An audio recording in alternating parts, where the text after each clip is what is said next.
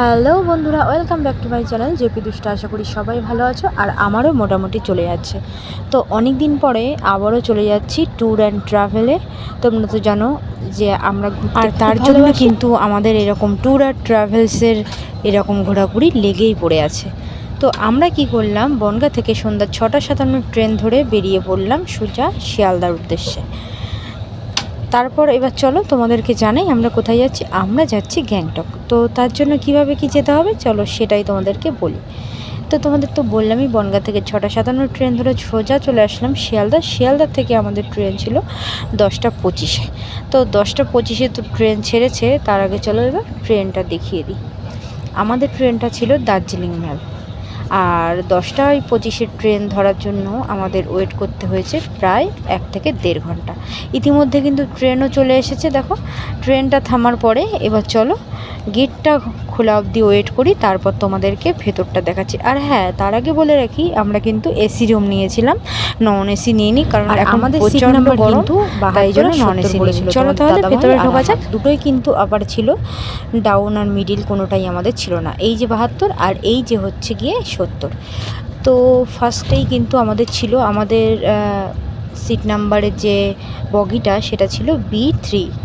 তো আমরা তো উঠে পড়লাম, উঠে কিন্তু দেখো একটা কফি নিয়ে নিলাম। কফি খেতে খেতে দেখো এই যে 10:26 বাজে, কিন্তু 10:25-এও যদিও বা ট্রেনটা ছেড়ে দিয়েছে। তো আমরা একটু এদিকে মজা করে নিলাম, এদিকে ভিডিও করে নিলাম। দিদিভাই বলছিল যে আমার ভিডিও করো না, আর এরা বলছিল হাই হ্যালো গাইস, এই সমস্ত আর কি ফাজলামি আমাদের মধ্যে চলছিল। তো তারপরে এই দেখো আর কি ফাজলামি করতে করতে কিন্তু আমাদের খাবারটাও ইতিমধ্যে চলে এসেছে বলতে হাবড়া থেকে আমাদের খাবারটা অর্ডার দেওয়া ছিল, ওখান থেকে নিয়ে নেওয়া হয়েছে। আমরা নিয়েছিলাম তরকা রুটি, আর এটা কিন্তু হাত ধোয়ার জন্য দিয়েছিল। তো তরকা রুটিটা বেড়ে নিয়েছিলাম, আর হ্যাঁ রুটি কিন্তু নর্মাল নয়, রুমালি রুটি নেওয়া হয়েছিল, যেটা আমরা খেতে খুব ভালোবাসি। আর তরকাটা ছিল ডিম তরকা, আর দারুণ ছিল, কিন্তু সাথে কিন্তু পেঁয়াজ লঙ্কাও ছিল। তো খাবারটা খেয়ে নিই, তারপরে আবার তোমাদের মাঝে ফিরে আসি।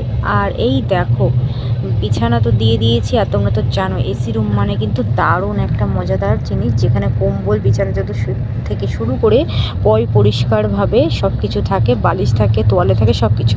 আর আমরা দেখো ঘুমাবো বলে বিছানা করে এদিকে ব্যাগে করে আম নিয়ে এসেছিলাম, কাঁচা আম কেটে আর লঙ্কার গুঁড়ো বিট লবণ দিয়ে এটাকে ভালো করে মাখিয়ে নিলাম। তোমাদের দাদাভাই আর আমি মজাদার খেলাম, যা ছিল না আমটা কি বলবো, এক্সপ্রেশনটা দেখে আশা করি বুঝতে পারছো, দারুণ ছিল আর টক পর্যন্ত ছিল। চলো তারপরে কিন্তু আমরা ঘুমাবো বলে রেডি হলাম, কিন্তু দেখো আর এক দিদিভাই কিন্তু দই বড়া নিয়ে এসেছিলো, সেটাও খেয়ে নিলাম।